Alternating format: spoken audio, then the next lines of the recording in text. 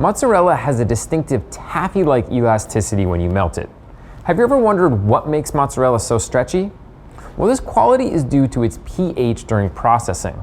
Mozzarella is less acidic than cheeses like, say, Cheddar or Monterey Jack, which allows it to retain more calcium, and that's the glue that holds proteins in cheese together.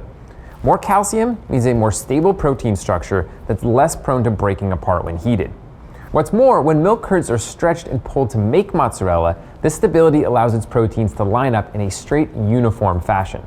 In fact, if you look closely, you can see a fine ribbed pattern in the cheese. When enough heat is applied, the strands loosen and flow in the same direction.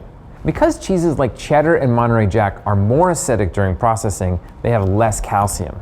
Their proteins are thus held together more loosely, and when heated, they flow in all directions, resulting in an amorphous mass.